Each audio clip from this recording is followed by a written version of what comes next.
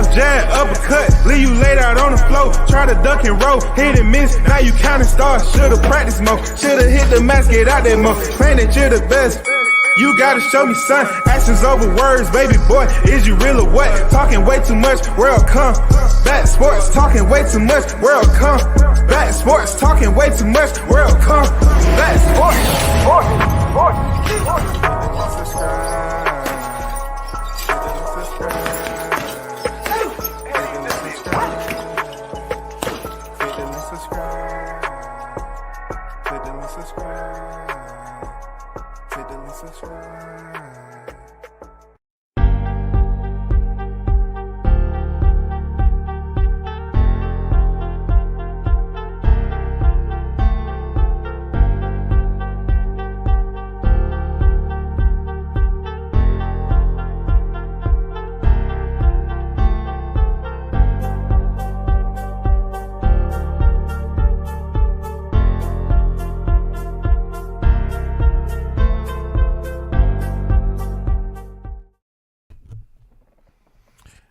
Good morning. Salute to everyone that pulled up to WCS Boulevard this morning. It's fight day, so I thought I'd get an early one in. Shout out to Big Bunts and Boxing on deck, man. Appreciate you being the first to pull up on the scene. You already know what it is. For everybody else that's in the building, hit the like button on your way in. Not on your way out, man. You know what I'm saying? Just get it out the way. Just click, click, click, click. Boom. That's it. You know what I'm saying? That click action. You know what I'm saying? Just click the like button. So it's going to be a little bit of a storytelling process is going on. Like always, I like to put a message into my thumbnails and everything. So if you're looking at this thumbnail, man, you know, you're looking at this thumbnail. I know it's only like, it's like 280 people in here. You know what I'm saying? Because every time they mention my channels, they say they got 280 in the chat. Hey, it's 280 people in the chat right now. I need for one of y'all. All right. It's just a little trivia. That's it. Boxing trivia. That's it, bro. You got to start asking your audience some boxing trivia. You know what I'm saying? Somebody tell me one thing unique in this thumbnail that stands out to you. Come on, man. Brainstorm. What stands out to you in this thumbnail? Be smart. Be intelligent. Process it, man. Pull it out of the thumbnail. Pull it out of the thumbnail so I can explain to you where I'm going with it. Please, looking at the thumbnail, tell me something that stands out to you.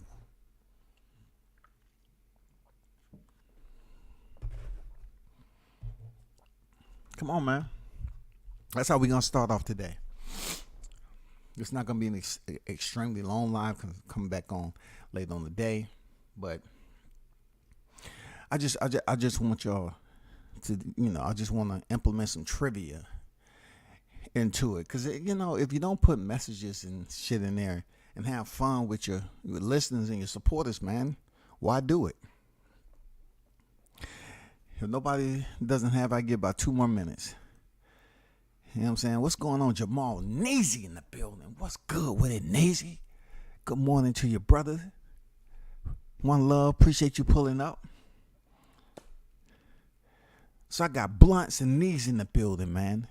Which one is going to tell me something that's unique about this thumbnail? I know you got it in you, man. I know you got it in y'all. Man, come on, tell me so I can get started with my live, bro. This is just trivia, man. Because I always put messages in my thumbnails. I always. But 9 times out of 10, I just don't really put it out there what that message is. People just have to pay attention.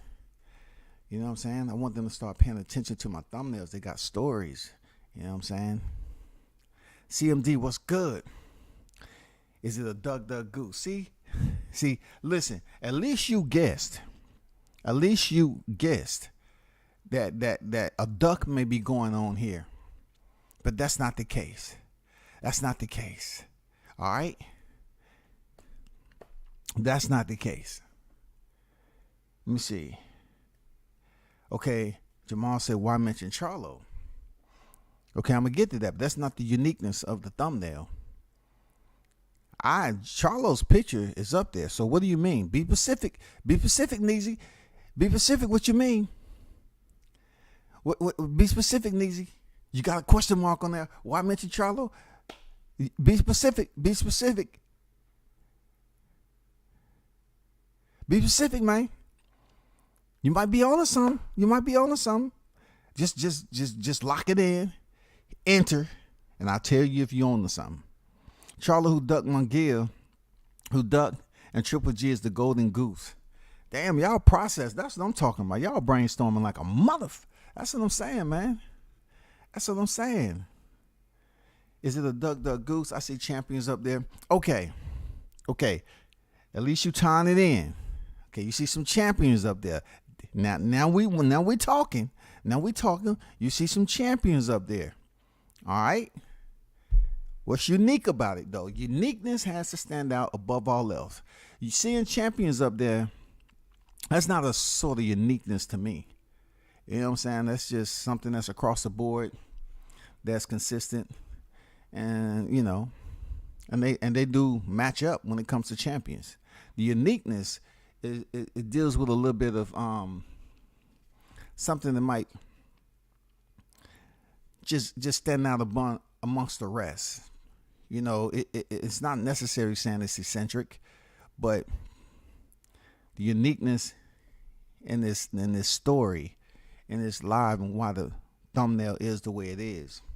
If you pay attention to detail, you will figure it out.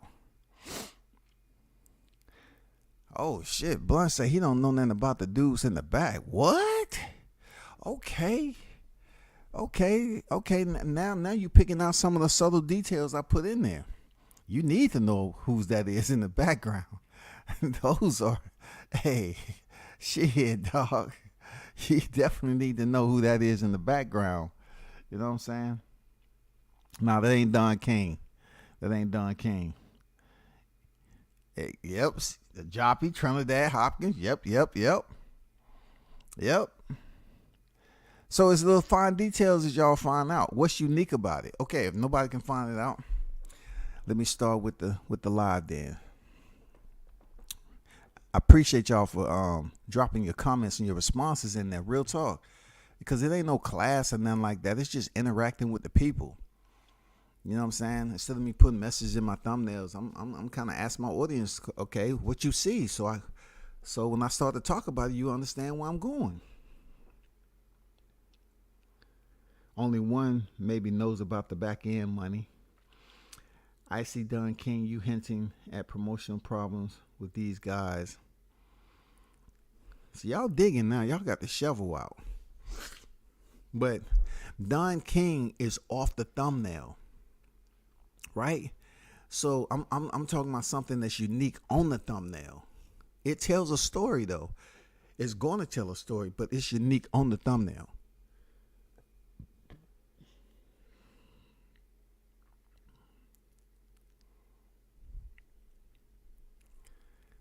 That's Don King. But see, I said the thumbnail. Like, look. I said, take a look at the thumbnail. That's Don King, and they got some big names in front of them, but they're blurred for a reason. Because obviously, I'm not gonna play little mind games with you, like, oh well, he wants us to try to figure out what the blur is and everything. I'm gonna narrow it down. It deals with the 3 champions that's in front. Okay, so let me just kick it off.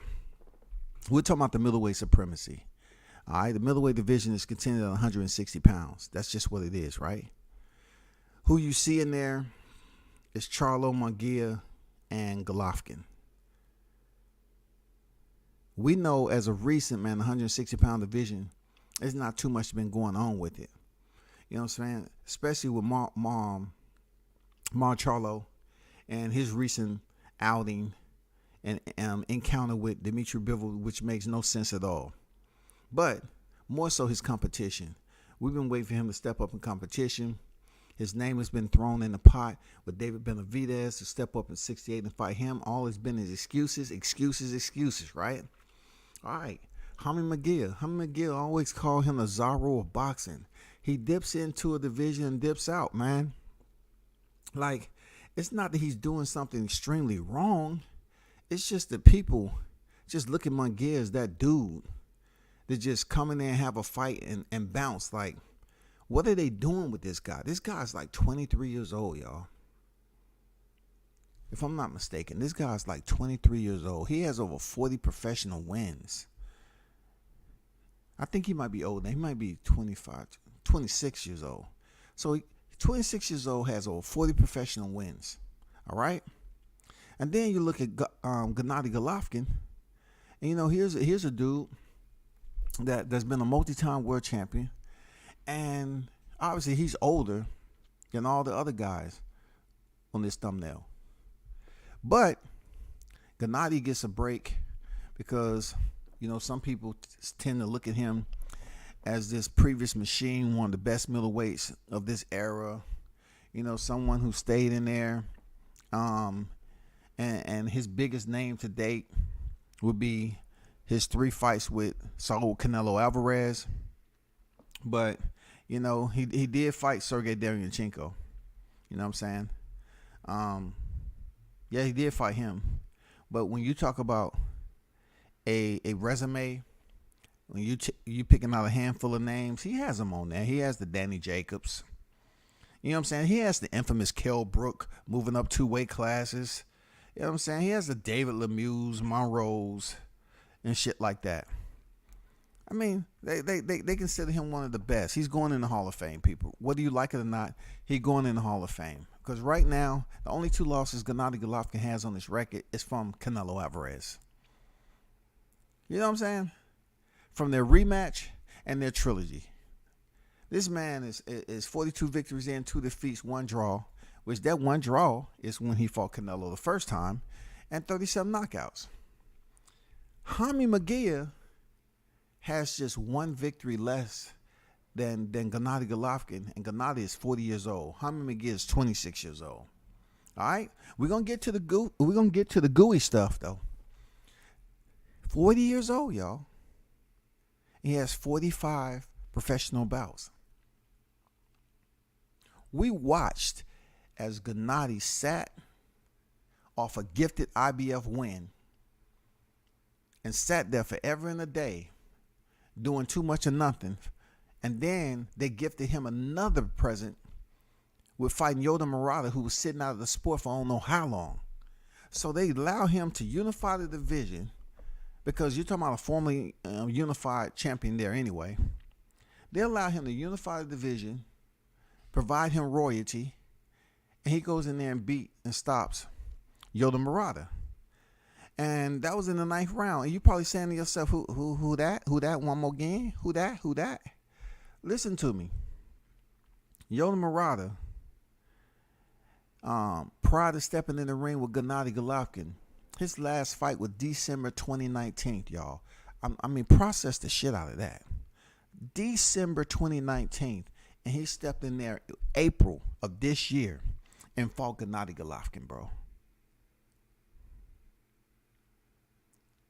You heard me right.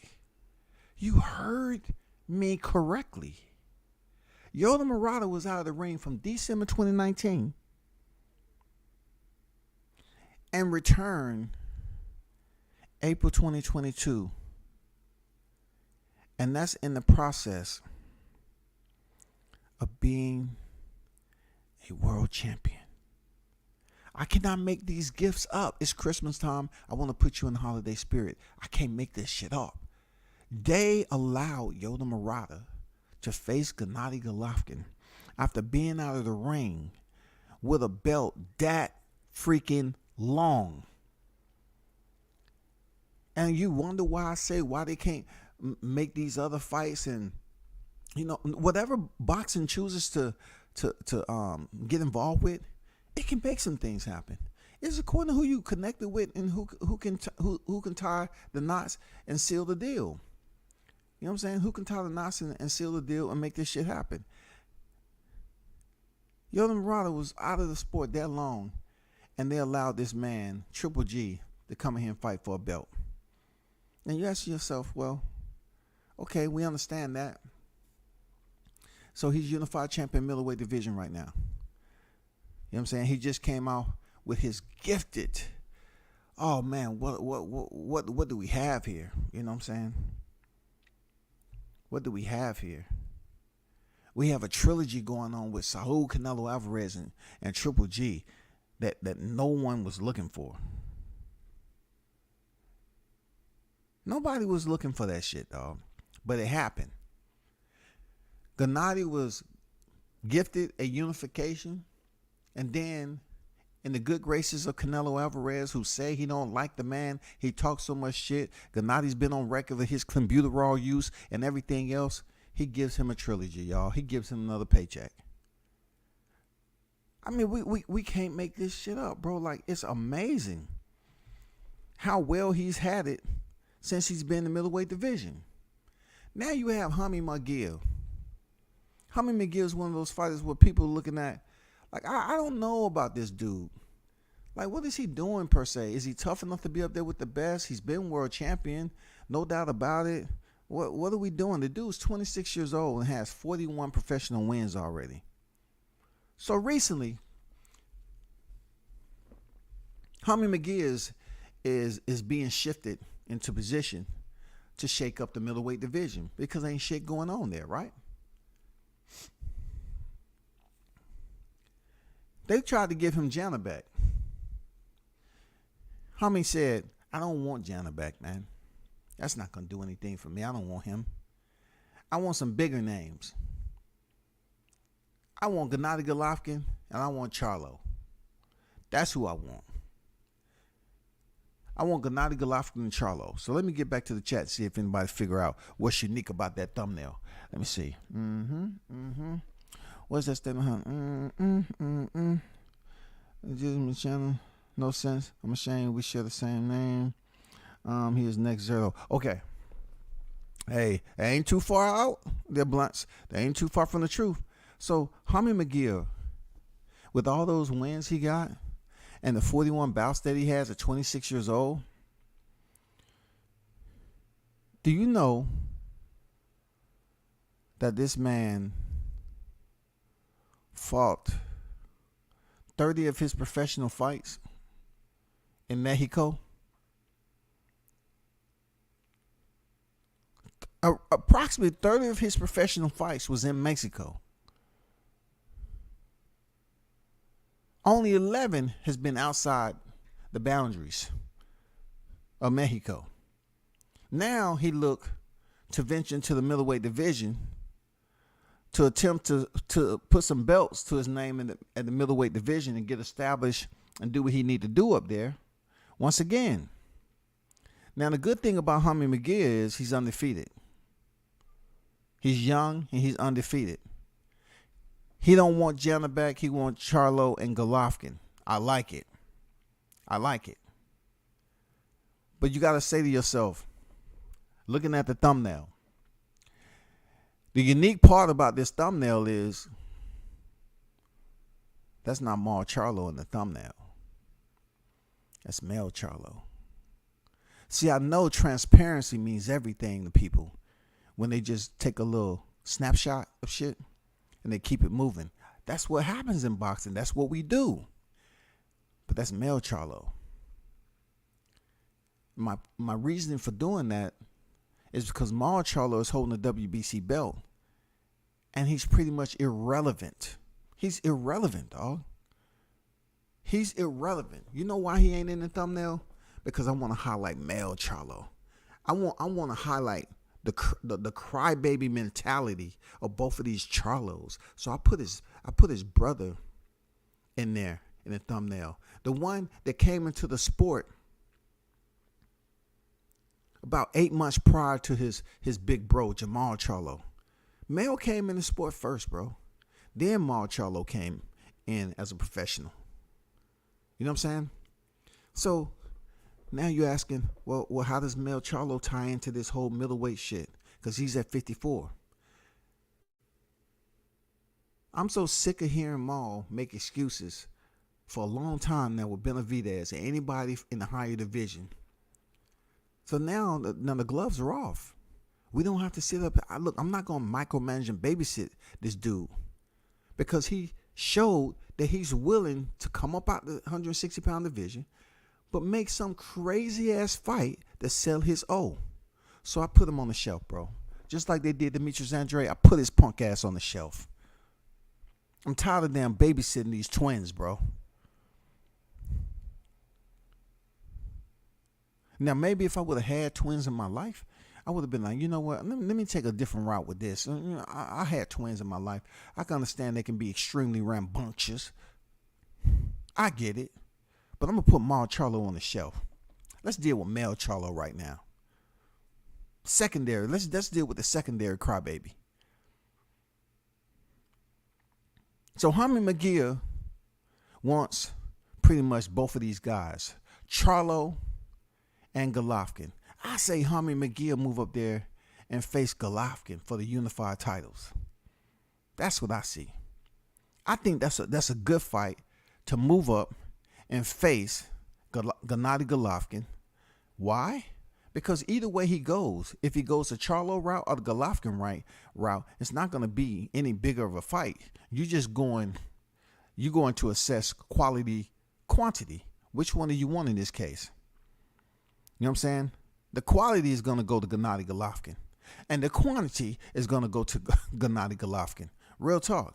Even with Jermall Charlo being a two-weight champion, when it comes to the prestige and the legacy, go the Gennady Golovkin route. He's been in there with Canelo 3 times. Not many people can say that, but he's been in there with 3 times. So go with the quality and go with the quantity of belts that he has in middleweight division. Now this is where Jermall Charlo comes into it, because I had to take the wrench out and throw that bitch. Since Jermall Charlo don't want to face anybody from the 147-pound division, and he just want to face mid-tier names at 154. And this is excluding the fact that Bud Crawford has made it perfectly clear he wants to fight him. But look, he's signed with Al Heyman too. So as much as freaking male Charlo cries all the time, I'm pretty sure he'd go crying to Al Heyman, and I don't want that fight. And look, male Charlo will try to treat Bud Crawford just like, right? Just like Errol Spencer's treating Keith Thurman. So I gotta throw that out the window. I gotta take it off the damn bucket list for male Charlo. So I'm saying to myself, you got all those motherfucking belts.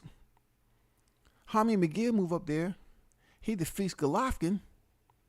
It really mixes up the 160-pound division. You have all the belts. Why don't you try to make an arrangement to move up there and have a fight with Jaime Munguia?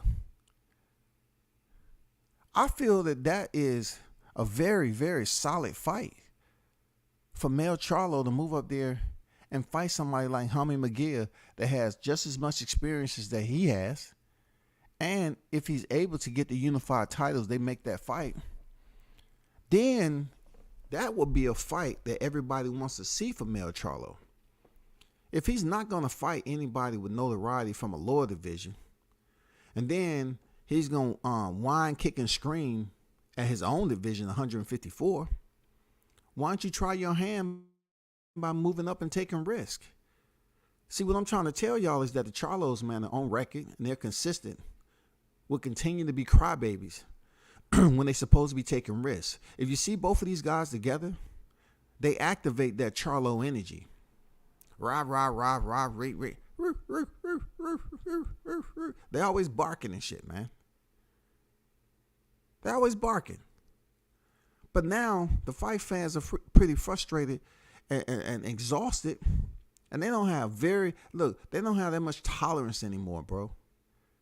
When it comes to these guys just talking, like they bad, or I got this, I got that, but they don't want to take no risk though. They wanna, when it comes to another black fighter, they want to put the black fight on the shelf for years upon years upon years and make excuses. But yet you'll wear a Mexican fighter, Latino fighter's colors out to the ring because you're trying to win over a fan base in your fucking 30s. You're trying to win over a fan base in your 30s. Come on, bro. You got these guys in their 30s trying to pick up 4 or 5 more Mexican boxing fan base out there, boxing fans, to buy your pay-per-view. So my point is, Jermell Charlo, man, it would be an opportune time for you to step up there and pick up another division too, while your brother's out there in the open field kicking pine cones and shit, trying to figure out what weight division he want to goddamn fight in, because obviously he don't know what division he's in. If he's up there trying to get a fight with Dimitri Bivol for the undisputed titles that don't exist. You know what I'm saying? This man has no inclination as to what the fuck is going on and how he looks out there having an encounter with somebody as serious as Dimitri Bivol. He's trying to cash in his O for top dollar, bro. And peep this out. If he get a fight with Dimitri Bivol, who's the B-side? Come on, man. Who's the B-side? You don't have no Canelo on your record. You don't have nobody like a Zerto on your record. Like, who's going to be the B-side, man? So definitely, you're not going to be dictating the terms because you with Al Heyman. They ain't trying to hear that. Like, the man has a Canelo Alvarez. You think he really give a damn about a Charlo? So I'm just doing you a favor. I say, okay, get your ass over there on that shelf, grab a blanket, lay your head down, and I give you the sign when your fight is up and coming. But right now, we want to see if the other Charlo got any balls. Do you have the balls to step up there and face Jaime Munguia? That would absolutely wake up the middleweight division. That's exactly what it needs. Exactly what it needs. All this time, ain't nobody been doing shit, bro. We really don't know what Demetrius Andrade had going on. He left the division to go up there. We thought he was going to fight for the interim super middleweight title. I don't know what's going on with that. I can't predict that. I can't. I just can't. But then, Janibek is in the picture. And we have Gennady. I would definitely like for freaking Jaime Munguia to face Gennady, because I just don't see Charlo fighting Jaime Munguia. And then let's get Mel Charlo, who has all the belts at 54. You disperse of Tim Tszyu. Challenge Jaime Munguia for the middleweight titles, dog. He's looking for a challenge, man. He's calling out your brother Mal Charlo. But I put you in there, Mel, because your brother has no idea. His coherency is at an all-time low. He has no idea to what his direction is. Even if he take out his phone and put that shit in GPS, that's going to say signal not found, signal not found, signal not found, resubmit info, signal not found. It has no way, no how to point Mar Charlo in the direction for which he should go, bro. Maybe Mel, maybe he do. He want to complain, whine, kick, and scream about every other fighter that want to challenge him from a lighter weight class. Well, what about you taking a risk and going up there to 160 and shaking it up a little bit? Since you don't want to fight Crawford, you don't want to fight nobody else. You know what I'm saying? You want to hold grudges against fighters for years upon years. I'm putting it out there once again. Just like I put the Errol Spence scenario out there to you there, Jamel. And you look, you must have heard me, because you sat up there and said, hey, if Errol Spence wants these belts, I'll vacate. If he want them bad enough, he can pick them up. Okay, vacate them bitches then. Once freaking Jaime Munguia go up there and fight Gennady Golovkin, vacate the title and move the fuck up. Fight a champion. You can go right out the division. You can jump right out the division and go up there and fight the champion. Fight Jaime Munguia. This dude is young. And here Charlo said, Jaime Munguia, who knows him? He ain't a bigger name than me. I'll knock his ass out. I'll fuck him up. That's what Jermell Charlo gonna say. So if that is indeed the case with you, and you sure of that, do it however you can do it. Go up there, fight him, with or without your freaking super welterweight titles. Real talk. He's a low-key hype job. Oscar's taking Munguia down the same path as Cesar Chavez In the beginning, Chavez fought a lot of taxi drivers and hobos, and that's what De La Hoya is doing with Munguia. I think with Munguia, right, the dude is staying active. He's 26 years old, and the man has 41 freaking wins already. 26 years old. That's what I say about Jaron Ennis. You know, these guys took advantage of a format in boxing. It's not even a loophole. It's a format in boxing. It allows you to inflate your record. So I'm not mad at him. Even Canelo Alvarez is guilty of this. Absolutely, he's liable. He was able to inflate his record too. That's why he got to a point of saying he ain't fighting no more Mexicans, because half of his record was in Mexico. You feel me? So these guys are trying to now preach and become sanctified so people can look at their record different. It's no helping it. There's no helping it. Jaime Munguia's record, 11 of those fights was outside of Mexico. You know what I'm saying? That's a huge percentage of your fights being somewhere that no one knows who you fought, gave a damn about it. But because of the format of boxing, he's still able to step in the ring and fight for a championship, whoever the name is. Nobody cares about that. Nobody cares really about how many fights he had in Mexico. You know what I'm saying? They only care when he step in there and fight somebody like Saddam Ali. I know y'all remember Saddam Ali. You know, I mean, he picked up the title with Saddam Ali. Don't hate. That's the format of boxing, people. That's the format of boxing. It allows you to step in there with the names like Saddam Ali. He was a champion. You know what I'm saying? So you can't be mad at that, bro. For real, you can't be mad at it, man. You can't be mad at it. But as he moved on, the format of boxing allows this man to move up to 60 and try to make some other decisions. You know, he's already fought for the WBO Intercontinental Middleweight title. You know what I'm saying? So we at a point right now with him just coming off. November 2022, Jaime Munguia was just in Guadalajara, and he fought a guy that was 21-5. Gonzalo Gaston Correa. Do y'all know who that guy is? Do y'all know who he is? Let me give you some stats. This dude is like 77th globally. He's an Argentinian southpaw.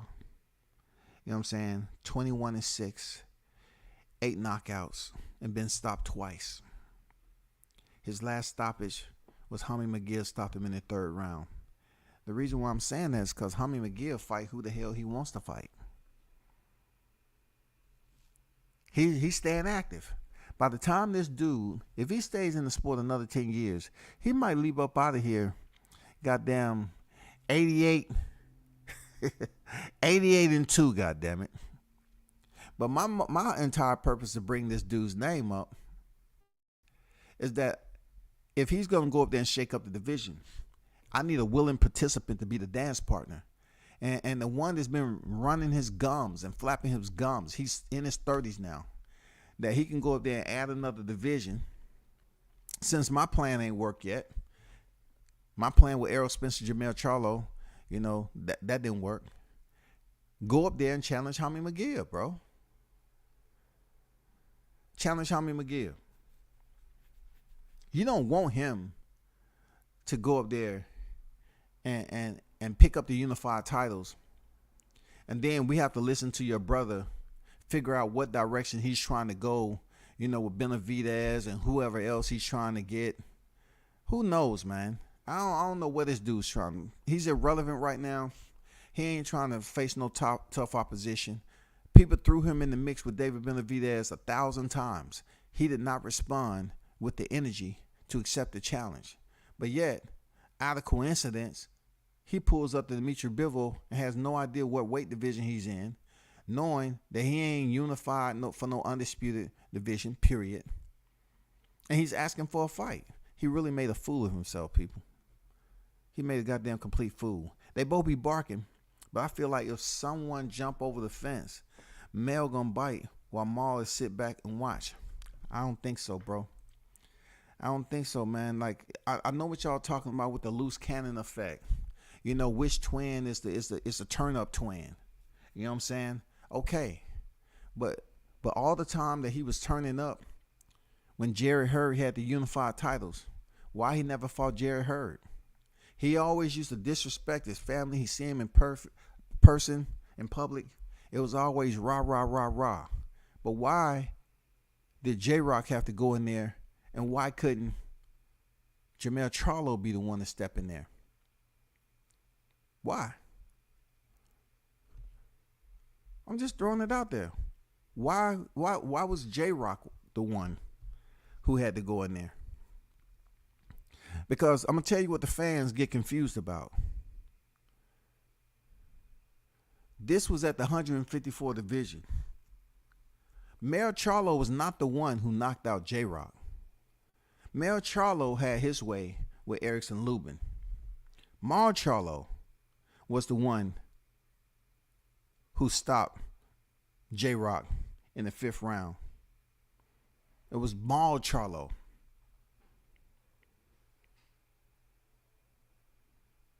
So therefore, I couldn't quite gather why this fight couldn't happen at 154 pounds. When all the disrespect and talk and calling his girl a bitch, this, that, and the other, you never stepped in the ring with Jay Hurd when he was undefeated.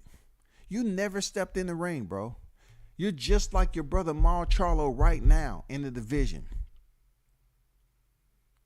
You made, you took the perfect opportunity to unify those titles. It couldn't be any perfect than that. Jason Rosario had already had blemishes on his record.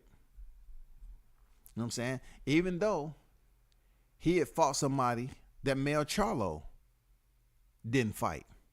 Mel Charlo didn't get a chance to fight in J-Rock.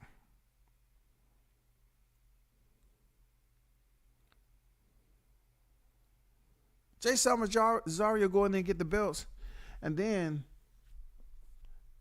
Mel Charlo want to fight Jason Rosario. Boom, gets the job done. And then he fights a guy in Brian Castano who defeated Patrick Teixeira. Kudos to him. He struggled with the first fight and then stopped him in the second. Kudos to him. But if you really want to challenge yourself right now, do it in the middleweight division. Since nobody calling you out from the lower divisions pique your interest, goddamn move up to the damn 160 pounds. You have all the belts at 54. Do something special. Do what people do all the time. They unify the divisions, and then they move up and get a title shot. Do what they do, man. Do what others have done before you. Stop just damn talking, running off at the mouth, and then you don't want to take no risk. You already took a L against Tony Harrison, so you know what that feels like. So therefore, it shouldn't even be a hesitation of yours just to move up and face somebody like Jaime Munguia if he get a belt at 160 pounds. Y'all like fight Mexican fighters, right? Fight Jaime Munguia. Real talk, fight Jaime. 26 years old too, fight him. Tired of all this damn back and forth going on, who you will knock out and all this shit, man. I think Jaime just say he wants them other guys to just justify ducking the other fight. Jaime can beat Janibek. He knows he can beat Janibek, but I'm not mad at him, Blunts, for saying he don't want Janibek. He want Gennady. Gennady is a bigger name than Mar Charlo and Janibek. He's a bigger name. He's smart at this point in his career. Somebody just said that Oscar is moving him like he did Chavez Sr., right? Jr. He want him to fight all these goddamn cow drivers and hobos. They even threw hobos in there, bro. They threw hobos in there. How disrespectful can you be on a Saturday? Somebody threw hobos. You know damn well a hobo. Ain't nobody can pull up in their history where they seen, oh shit, I seen this hobo today. That motherfucker was throwing hands. Somebody tried to rob him. That hobo was throwing them coming in. Plop, pop, pop, pop, pop. You know you ain't seen no hobo doing that shit. You know it. So since they believe that Oscar is moving Hummy McGear like Chavez Jr.,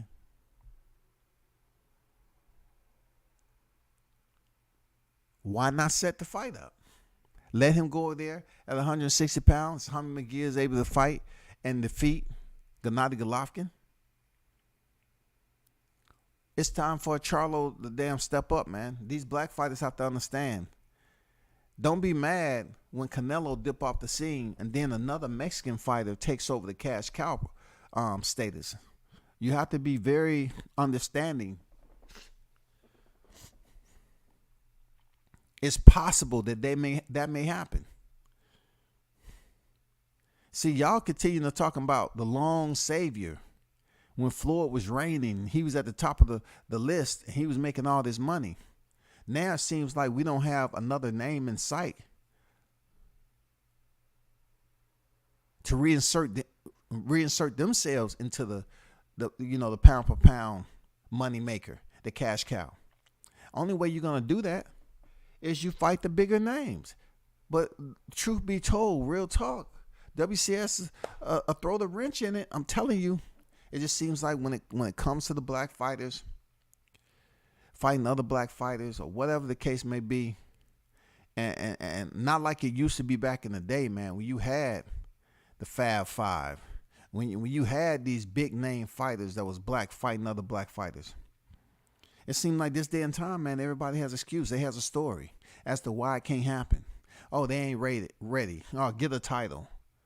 You get a title, then it's another excuse. We on different sides. They ain't did nothing. They ain't fought nobody. But let a Mexican come in here, a Latino fighter, with halfway decent popularity, and they quick. Let a Filipino fighter come in here with halfway decent popularity. Oh, cool, that's quick. There, we fighting. I don't care what nobody say. Let a European fighter come in here with halfway decent popularity. Okay, we fighting. We fighting, no doubt about it. We fighting. But let a brother come into the equation and call out another brother. Oh, you need to pay attention. Oh, you need to challenge. Be the challenger. You need to be quiet. Take less money. Shut up. Don't say nothing. Don't take risk. You need to worry about your division. Man, please, man. This shit is sickening. This shit is pathetic, bro. It does nothing except continue to abuse those who lean heavy and to expecting boxing to give them what they want to see. I told y'all, don't lean too close to this bitch.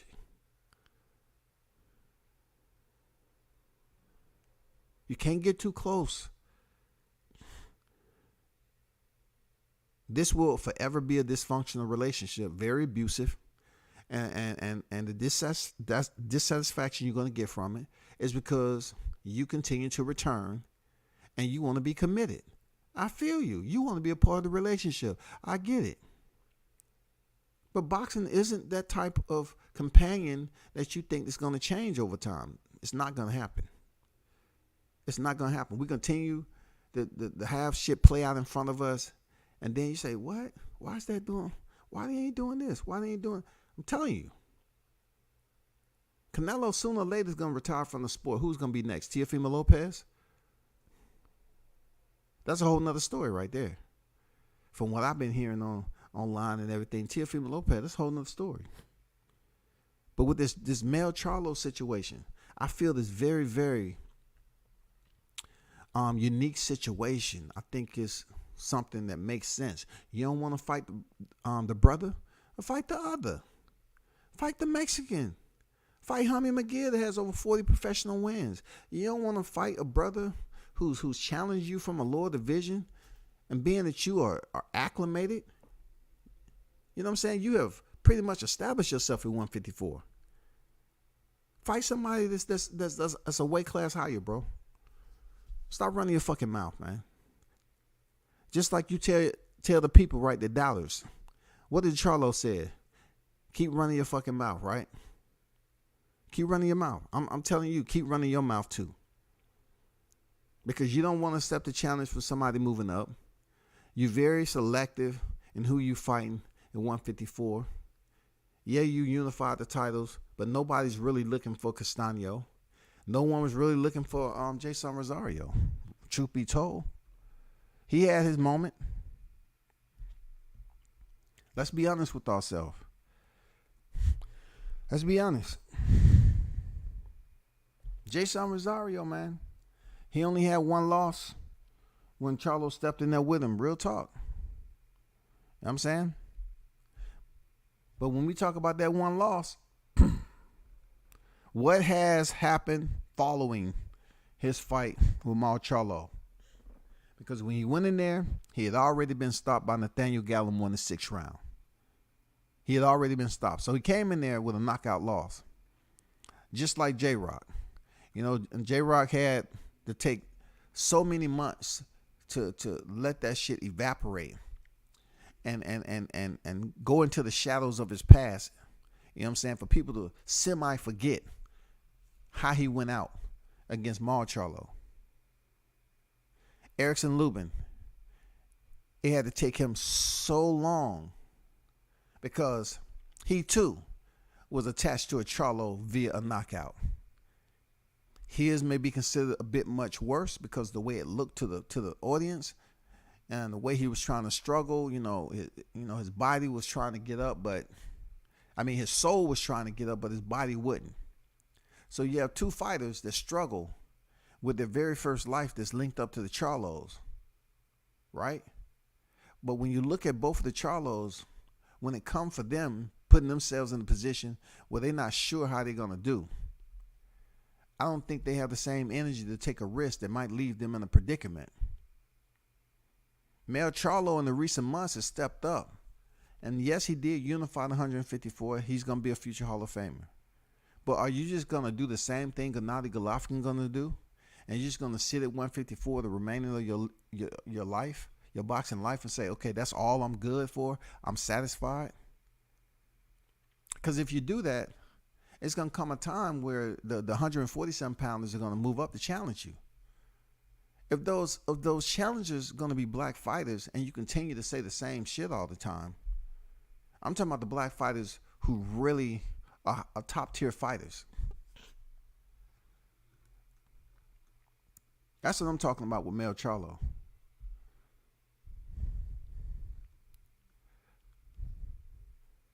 I don't know. Just like they talk about AB. Jamel Charlo may have some fright from the Tony Harrison venture. He might have a little fright with stepping in there with a black fighter. Because some of his toughest fights has been with black fighters. Even Austin Trout gave him everything he could handle when he came out with a majority decision. You know what I'm saying? He was expecting most of the time when he went on that fighting the brothers. He knocked out Erickson Lubin. Austin Trout didn't go quite his way, trying to damn better his brother and shit, and headhunt, and just making himself look crazy out there. And then he fought Tony Harrison. Outside of his rematch with Tony Harrison, you know what I'm saying? He went the Latino route. Jason Rosario, Brian Castano. Now, since you've had your little spaces in your career, step up and fight another Mexican. You know what I'm saying? Fight Jaime Munguia, man. I want to see it. Because your brother's not going to do it. He's going to come up with some excuse like, I heard him say before, I think I heard him say, who is Jaime Munguia? One of the Charlos said it. Who is that? Well, since he's in the 160-pound division, your brother know who he is. I hope Jaime, I hope Jaime call out Mal Charlo. I really do. I hope he does. It's like, look, it's not like Mal Charlo can't fight. But I'm just saying they make up so many damn excuses and people don't hold them accountable. They trying to act like they care about the Charlos, but they don't care. If they say something about Bud Crawford, oh, we care a lot. We want to put this all over the screen. But when they out there acting goofy, you know what I'm saying?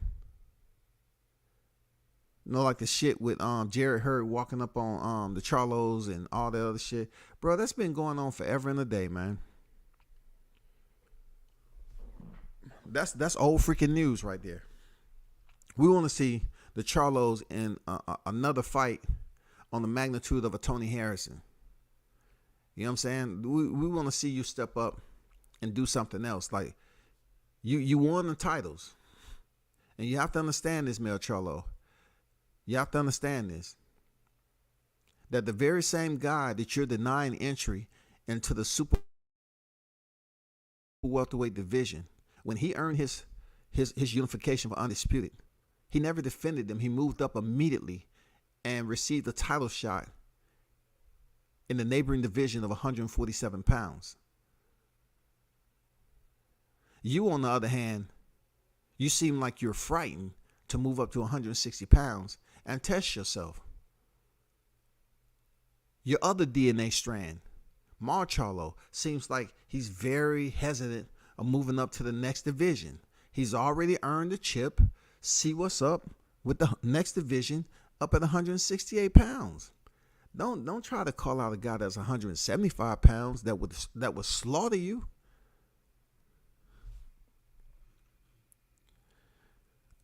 Shout out to Stickum Boys, Fishing and Sports. What's good? Salute WCS. Salute to the chat. I'm late to the Hot Grease Cookout for sure, man. You already know. Shout out to the Stickum Boys in the building, man. But that's just the way I look at it when it comes to this scenario that I put out there. Because Gennady Golovkin, Triple G, he can pretty much select who he wants to at this point. But for him, I guess he's going to look at it like as old as he is, it has to be worth it. I'm not saying Triple G don't have the confidence that he can beat Hami. But he's going to look at it like, I just left the ring with Canelo Alvarez. Who are you again? Who are you? You know, he wants to make something with somebody. I want to fight somebody. I don't know who that somebody is. But it definitely is not going to be Hami, Munguia. He's not who I want to fight. But he should, though. Charlo should give this man a shot. He didn't do anything. You know what I'm saying? He didn't get himself in a business deal where y'all can try to blackball him and all that shit. Give the man a freaking shot. The middleweight division is in a slump right now. It ain't nothing going on up there. And this is not the first time I put a scenario out there. I put it out for Crawford too. I say, shit, Crawford, he can move up to the middleweight division. It'll be a huge damn task. But if he can move up to the middleweight division and fight somebody like Gennady Golovkin for the unified titles and win, that's further going to cement his legacy and add another division to his credentials. I mean, it just seems like the one person like Shakur Stevenson, when Shakur calls somebody out and say he wants to do something, you believe him. Like, I want this. I want that guy right there. I want that guy. Oh, I want this guy. I want that guy. When he was calling out Oscar Valdez and they tried to insert Emmanuel Navarrete in the picture, I was like, oh, that's fucked up. You don't want to respect what the man is doing. He's calling out to unify. And this is post him sleeping Miguel Burchelt. So when I hear Shakur Stevenson make the call outs, I just don't see him selling wolf tickets. Seriously. When he make a call out, he make a call out. I'm coming. I'm coming. I want to fight this person. I want to fight that person. I'm coming. So he got his chance. He took advantage of it, made it look pretty simple, unified, and then now he's at 135. We have to have more of that, like fighters taking challenges and risk. Let's go. It's an embarrassment to black fighters, in my opinion, that's established themselves in boxing. That when it comes for another fighter, another black fighter, they don't have that same mentality like Tyson was telling him to his face. Mike Tyson was telling you to your face that if that's your brother, you eat with your brother. They don't want to hear that. And when I listen to shit like that, I consider it pure. Look, got like a cold. I consider that shit pure, unequivocally ignorance. Unequivocally. It's pure ignorance. Because you have a legend telling you, if you want to break bread with, if that's your brother, break bread with your brother, eat with your brother. That include Errol Spence too. Eat with your brother. Why couldn't these guys link up with one another? Why couldn't they make the fight? Why couldn't they come up here and say, you know what, that shit he said was pretty spot on? You know what I'm saying? Al Heyman wanted to keep the fight in-house, didn't want to make the Crawford fight, but yet you have Errol Spence and Jermell Charlo, which is an in-house fight. Al Heyman, being the mastermind he is, why couldn't he put together the scenario I put out there months ago before Mike Tyson even mentioned it? I said, why not Errol Spence move up, win the titles from Jermell Charlo, and in the rematch, Jermell Charlo win it back? That would pretty much diminish the conversation that I'm talking about right now. 2-time undisputed champion. Yeah, Mel Charlo will get his second loss, but ain't nobody going to care about that shit. Errol Spence will get his his first loss. Nobody cares about that shit. You know why? Because he would have been unified at 147 pounds and undisputed at 154 pounds. Nobody wouldn't have cared about him taking his first loss. If you think people don't sell O's and people don't go in there and do scenarios like that, yes. But I'm going to tell you point blank, it's just not with black fighters. Real talk. It's just not with black fighters, bro. If you heard this man talking to Brian Custer, he said, if he really wants the titles, I'll vacate them and he can go get them. Instead of him saying, you know what, I welcome Errol Spence up to my the Gracie Square with me in 154. I welcome him. It'll be a good fight. But no, how ignorant the Charlos are. The same people that was up here telling their fan base they don't have friends in boxing. That's pretty much saying, fuck everything you heard. We don't have friends in boxing. So you don't have friends in boxing. Okay, cool. That should make it more interesting. It's somebody that you train with that's a bigger name than you, and you can make some money off, and y'all can eat. Fight Errol Spence. But you ain't going to do that.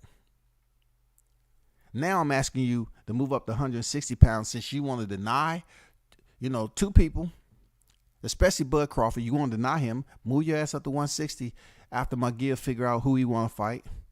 And then I'm trying to make that fight. Because if I tell people, say, okay, why Mel Charlo move up there and challenge Gennady Golovkin, a person with the unified titles, and allow him to unify in the second division, they're going to say I'm crazy. You know why? Oh, man, he's did enough at 154. Leave him alone, man. You're hating on him. You're hating on him, man. Leave him alone. He's done nothing to you, dog. You're being an antagonist, man. Take that negative energy somewhere else. I'm telling you, like, the man is a single division pioneer, and he's cool with that. But yeah, he's denying someone like a Bud Crawford to move up and challenge him. He say he should do this and he should focus on this, that, and the other. Now I'm focused on you. I'm saying, hey, why don't you move up to a 160-pound division and do something? You and your brother, it's not like you haven't fought in the same division before. Y'all was both in the same division. You know what I'm saying? Y'all was all happy to be champions in the same division at the same time. Now that shit is over with. Go up to 160 pounds and do it again. Mar Charlo don't seems like he's happy or motivated to fight Gennady or Janibek. So why don't you go up there, Mel? You already crossed the threshold. You became undisputed, and your brother hasn't. So therefore, you kind of in the lead right now. So further damn gap him and go there and fight somebody like a freaking Gennady Golovkin. Or wait to see what Jaime Munguia does and fight Jaime Munguia, dog. Either way it goes. Don't complain if a 26-year-old go up there and beat Gennady when you're in your 30s and you chose not to go up there and beat Gennady. He's there for the taking. Gennady Golovkin is there, man. He's there for a payday, and he's there for the taking. He's an older fighter now, much slower. And everybody that watched his fight with Canelo Alvarez can tell you, once they awakened, it was the very next morning. Because they probably fell asleep in the 5th or 6th round, and the sun came and touched them on their brow and said, hey, buddy, wake up. Hey, yeah, I know. You was deep sleep from that fight. But hey, it's a new day. I want you to get up, start cooking breakfast, and get some OJ in your system, and start your day. All right? Cool. I'm just telling y'all, bro. He said, I think all them dudes gonna move up one class.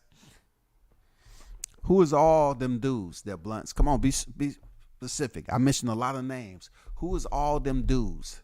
And what weight class are we talking about? We talking about 54 to 60? What are we talking about?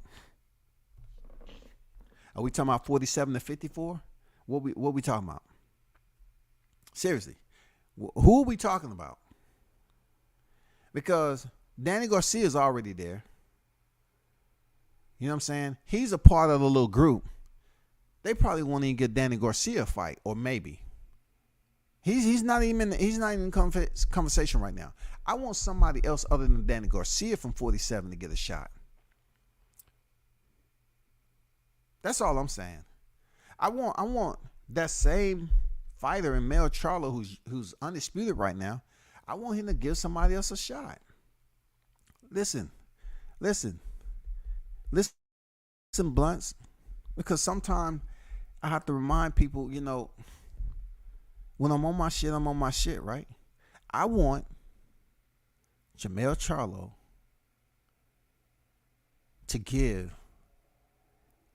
to activate his option just like Canelo did Triple G. That's what I want to happen.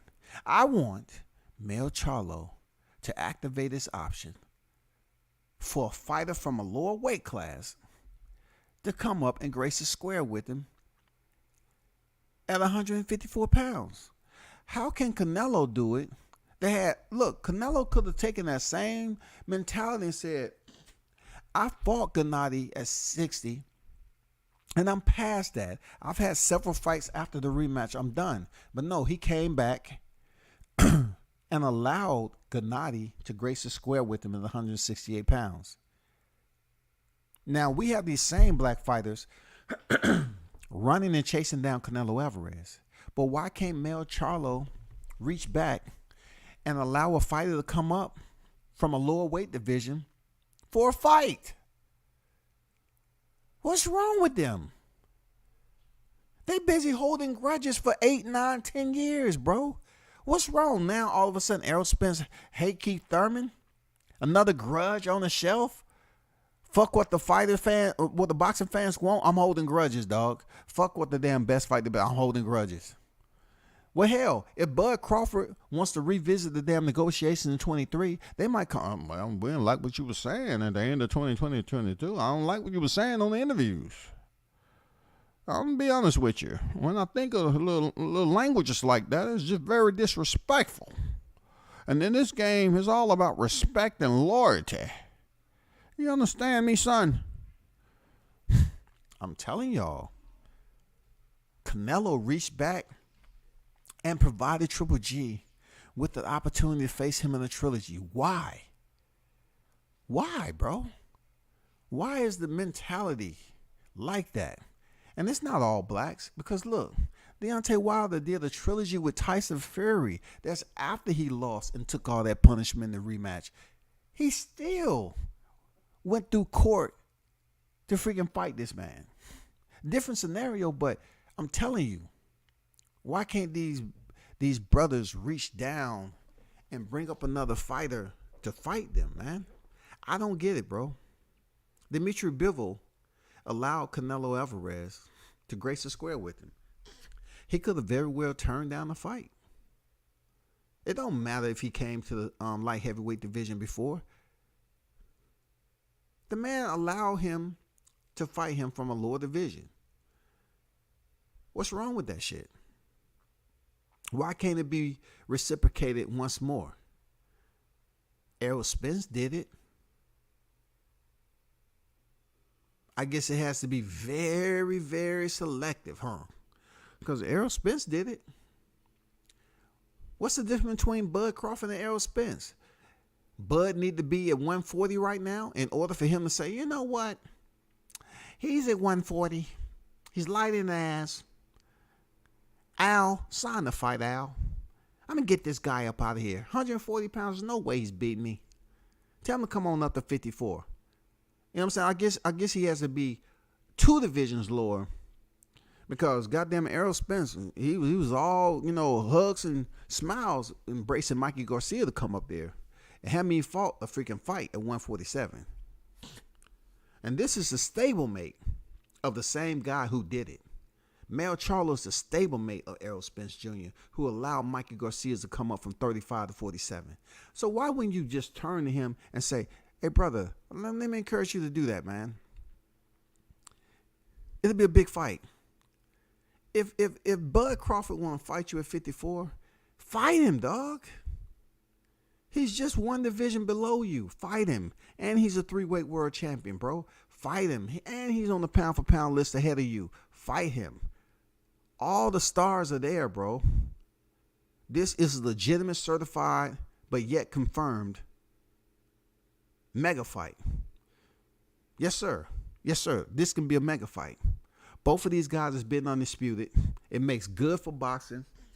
It could potentially dispel the myth of black fighters fighting each other in a sport. Both of these guys was undisputed. Why wouldn't Mel Charlo give him the opportunity?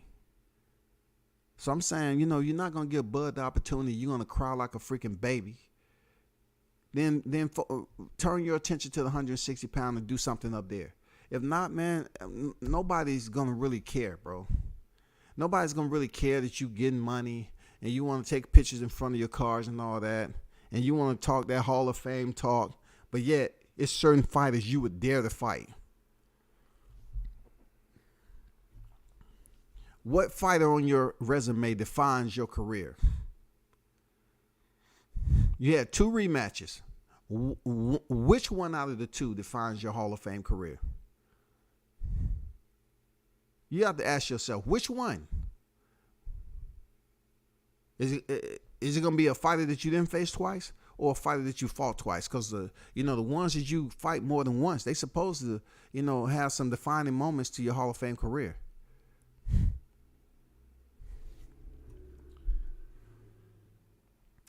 He said the triplets. He's tripping, dog.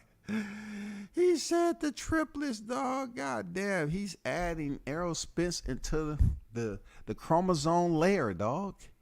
He's giving him an honorary chromosome layer, dog, with the twins. Even though 1/2 of that was born in Lafayette, well, 2/3 of that, okay? And the other third was over there in Long Island. But somehow, some way, Papa was a Rolling Stone. Well, Papa was a Rolling Stone. Wherever he lay his head was his home.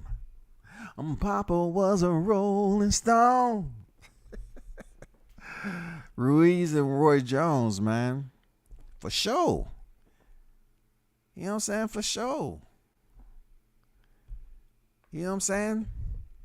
People provided opportunities. Why is it so difficult for people to hold these fighters accountable? Like, hold them accountable, man. Let's get some excitement going here. People don't want to hear the yelling and screaming. It's becoming like the YTC effect, man.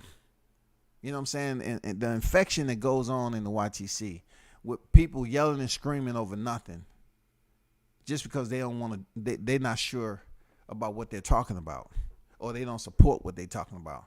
Charlo want to yell and scream about not fighting a certain fighter when he's qualified to fight you. Your stablemate fought Mikey Garcia. He was qualified. He was a 4-weight champion. Terrence Bud Crawford is qualified. He's a 3-weight former undisputed. He's qualified to fight you. Sugar Ray Leonard was qualified to fight Donnie Lennon. He was qualified to fight Duran. He was qualified to come back for a rematch. He was qualified. Who is your freaking Roberto Duran, bro? For real, who's gonna be your Roberto Duran? Like, man, we got so many fighters from the past that stepped in and fought one another. But this day and time, man, it just seems like it's all about pity pat. Just pity pat. Senseless freaking ignorance. I want to goddamn be angry with you over something. That's why I ain't gonna fight you. I'm gonna be honest. You heard me pretty much walk away from the Crawford Spence shit, right? And the reason why my separation is the way it is, I was not only thinking about how he gave Mikey Garcia the opportunity that never fought in the welterweight division, but just because Keith Thurman didn't give him the eye contact he wanted. Keith Thurman did not placate his emotions for the call out when he wanted that to happen. Just because Keith Thurman didn't approve your entitlement at the time, now all of a sudden you hate him? You don't want to fight him? You'll never fight him? Fight fans, I'm telling you right now, if you co-sign some bullshit like this, it don't have anything to do with what I said about Errol Spence when it comes to Crawford. I'm telling you again, if you co-sign this stupidity with fighters holding grudges with other black fighters, find me another black fighter that's holding grudges with Latino fighters like this. Latino fighters can talk all the shit, blah, blah, blah, blah, blah. I want to fight him. What did Canelo say? What did Canelo say? Canelo say, I want to fight Gennady again and shut him up. He's been running his mouth. And Gennady was running his mouth about the clenbuterol and all that shit. You get Mexican fighters, they talk shit to one another. They fight each other damn near. But with the brothers, we're sitting up here entertaining another fighter placed on a shelf. We see them make it extremely difficult for this one black fighter to fight the other black fighter in Bud Crawford. Extremely difficult.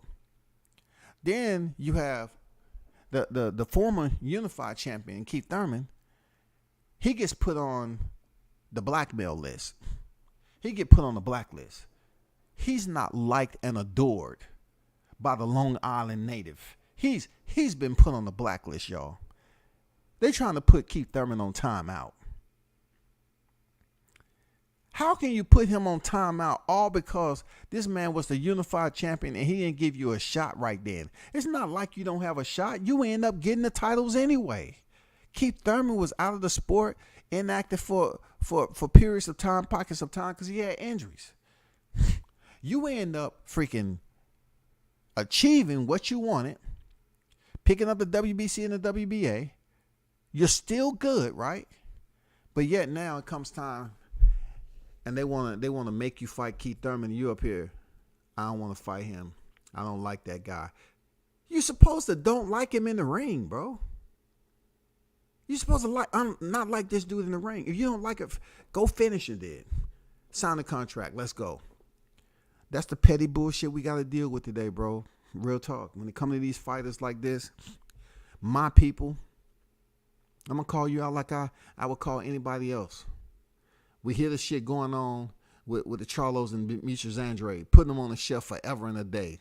A good fight. People want to see the fight. Oh, he ain't fought nobody. He ain't did this. He ain't did that. But you won't fight him, though. If he ain't shit, fight the ain't shit fighter. Keith Thurman. I don't like that dude. I told Al I don't like that dude at all. So, let me get this straight. You can't like Keith Thurman. I mean, you can't dislike Keith Thurman any more than you dislike Terrence Crawford. There's no way in hell. But you're willing to reconvene, possibly, negotiations with Terrence Crawford next year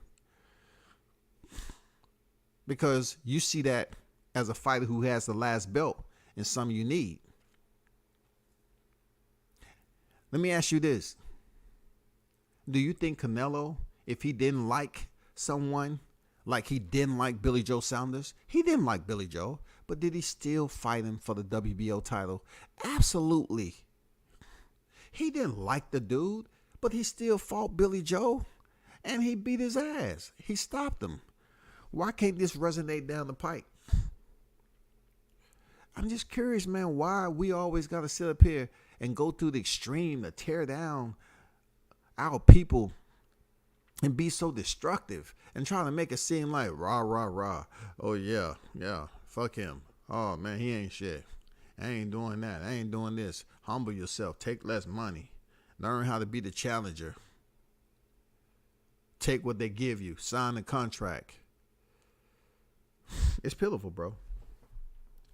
I ain't gonna lie, this shit pitiful than a motherfucker, because I can give you 1,000 scenarios as to why I disagree with the whole situation that's going on in these divisions that's supposed to be fucking hot. 35 is hot. 40 is hot. 47 is hot. And 54 can be hot. It stops right there. It stops right there. From 35 to 54, it stops right there. In between time, you got some temperatures that's a little bit higher than the next division, okay? But when it boils down to it, we have some big names that's popping off in between those divisions I mentioned that can fight each other. Let's see what's going to happen. Let's see what's going to happen. Because the more and more I look at it, I can't see the big names. Like, we already know why Errol Spence and Sean Porter fought.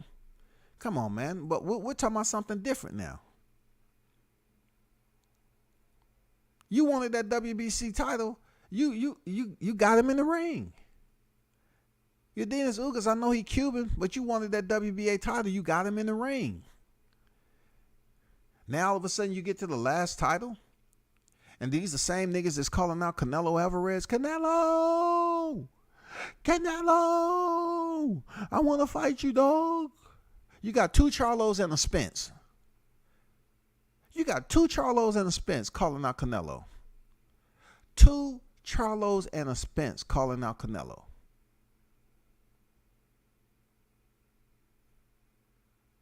Canelo fighting people he don't like. He has no problem. I ain't saying his record perfect. He don't have no problem. But when it comes down to these individuals down here, they busy up there calling out Canelo, bro. They hoping to God that Canelo called him out.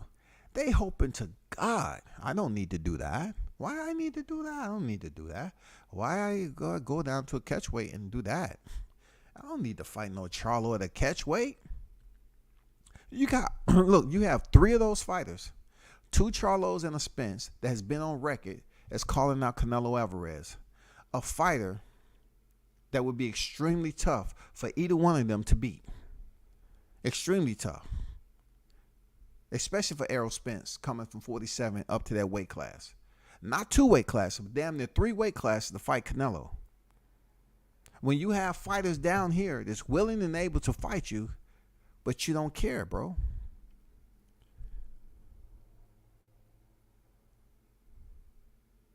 Three black fighters calling out one Hispanic fighter. But yet, when you have these fighters right here trying to challenge you, it's excuses. We got Maul Charlo talking about he'll move down to 54 to fight him. Nothing materialized. We got freaking Male Charlo whining, bitching, and moaning about shit from... Crawford calling him out from a lower division. We got Spence up here. Truly don't, can't get the negotiation for Al to damn get Crawford into the ring. Now they pushing Crawford on. Pushing Keith Thurman on him. Now he don't like the motherfucker. How can you not like a fighter all because he ignored your ass, bro? But you still accomplished the mission.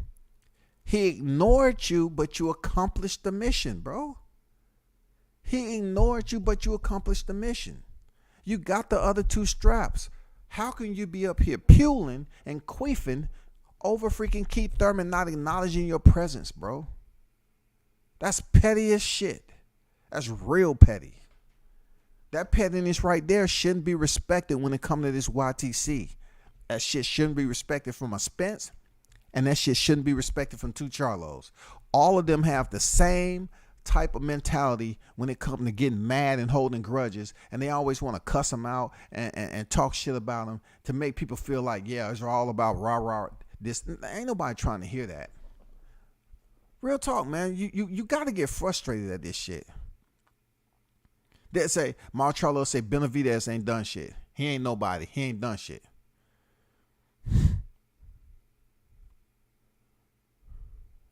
Mel Charlo, he got all the excuses why he don't want to fight Terrence Crawford. Now we got Errol Spence. He's mad. He's just simply MAD, y'all. He's MAD at Keith Thurman. He's simply mad at Keith Thurman. Keith Thurman is a respectful dude. He didn't disrespect. He wasn't the one holding the video, the camera in the video. He ain't the one that gave that goddamn chocolate covered strawberries. He felt some type of way. Keith Thurman wasn't responsible for that.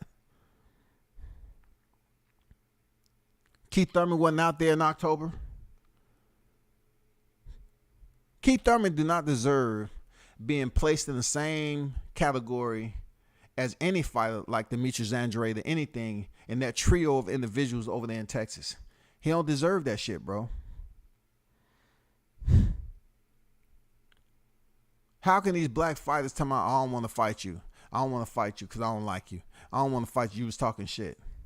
How can Gary Russell Jr. get put on the shelf for all those years, all because he spoke up or he went against the grain with a certain black fighter?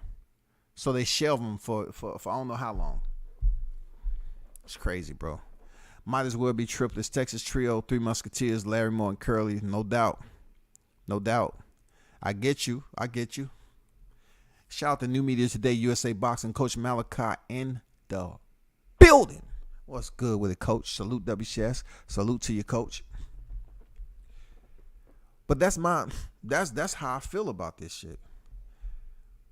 It's not that I'm frustrated because I look at BJJ and MMA, and when I'm talking about, when I'm reading articles on mixed martial arts, right?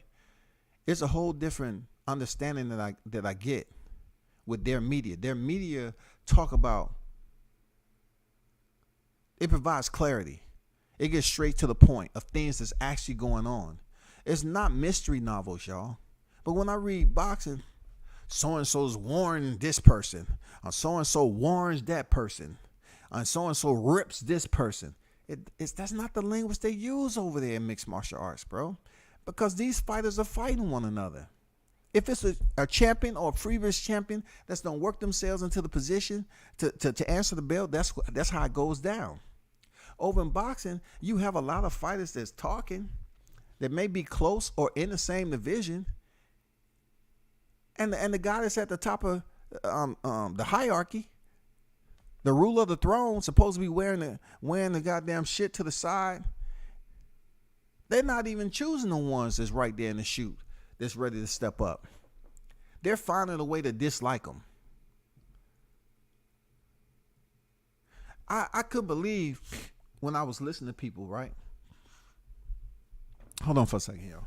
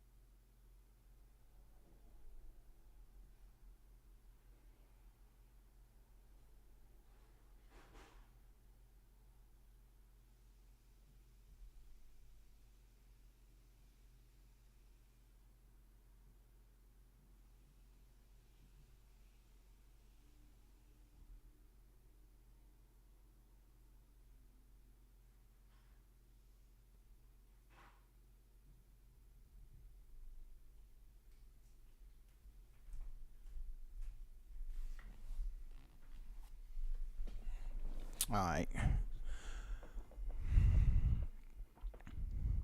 So that's where I'm at with this whole situation with the middleweight supremacy deal, because we've been watching it long enough to the point where we understand there's very limited movement. You know what I'm saying?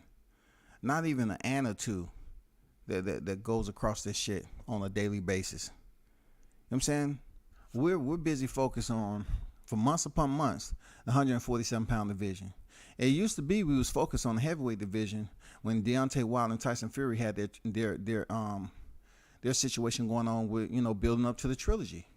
Everybody was talking about the heavyweight division. Now we go down to the welterweight division, hopes and dreams and wishes, and it didn't play out this year. Now they dropped down to the 135-pound division, and they want to create these scenarios, the scenarios of dislike and sparring sessions and who don't like this person and that person. They try to build up hype and keep somebody's name relevant. Free promo as always until January. That's all that is. But at the end of the day, some of these people don't even take into consideration that the amount of energy they put into talking about these fights. Is it a fight that we're going to see right now, right here? Or is it a fight that we don't even know it's going to happen, period? It's good to talk about sparring sessions, but that means nothing to making a fight.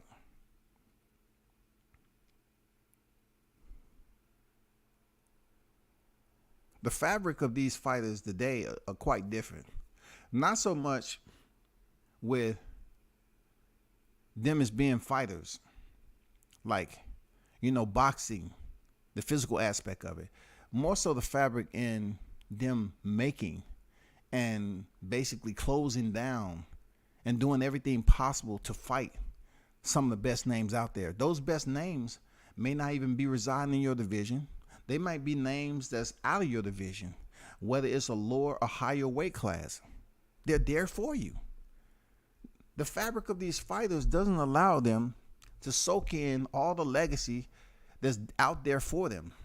They don't want to soak it all in. They're going to say, you know what? Let me challenge myself. Let me go up here. Let me challenge myself. Let me go down here. Whether it's to reach down and pull a fighter up and say, okay, we can fight. Or they themselves switching divisions and challenging themselves with a big name. They'll sit up here and watch Canelo do the shit, but they themselves are not trying to emulate what Canelo is doing. You appraise another fighter to do it, and then y'all want to run behind him like little puppies. Canelo, give me a shot, Canelo.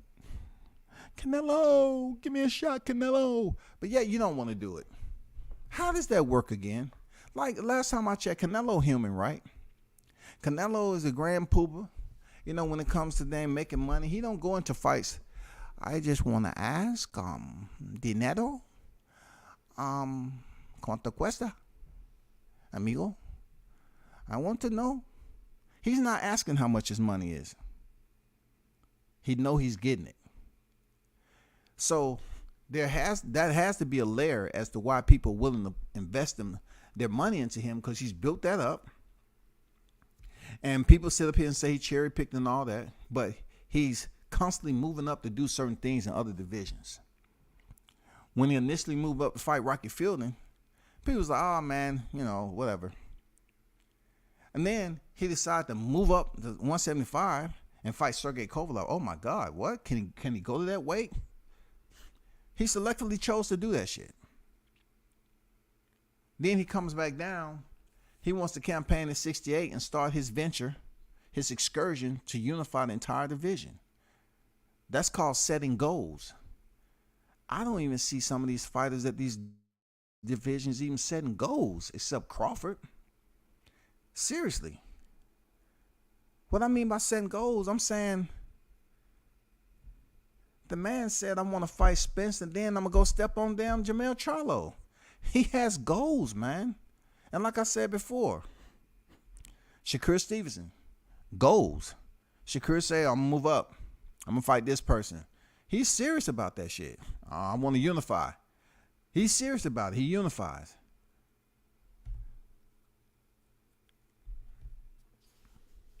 But that's only 2 people.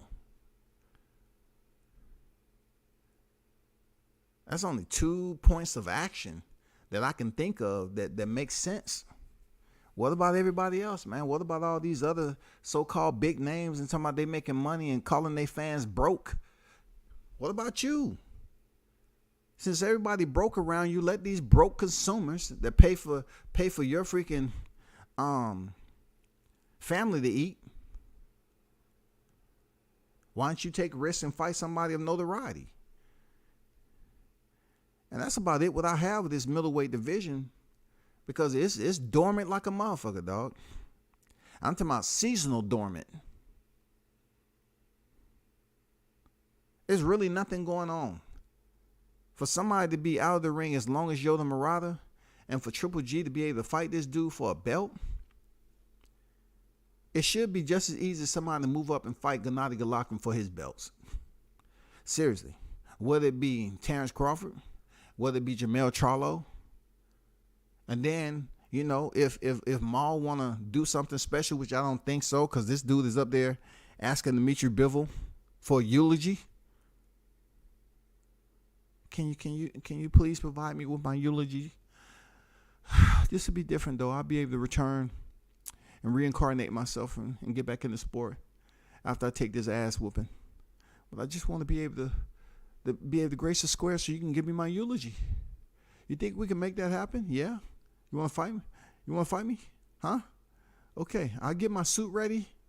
I already got the casket. I already know what the plot's going to be. Just let me know, man. Yeah, we can fight for Undisputed too. You have belt? No, I'm gonna get my reshow to make me some belts and shit, man.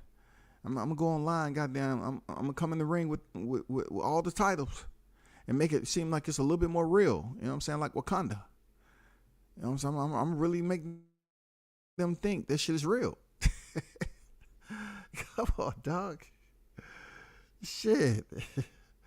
Next he gonna be talking about, hey man, can we fight underwater? I seen that shit on TV, man. Can we fight underwater, man? I don't think it's ever been done.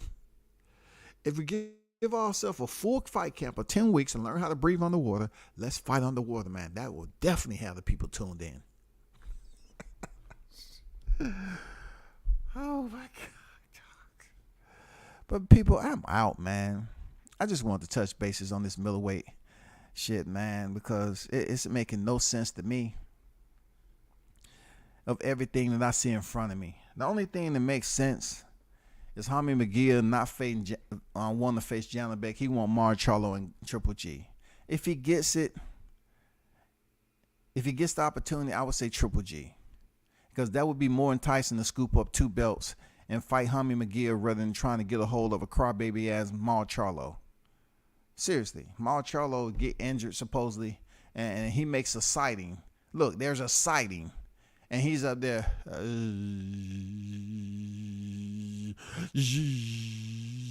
Yeah, Charlo.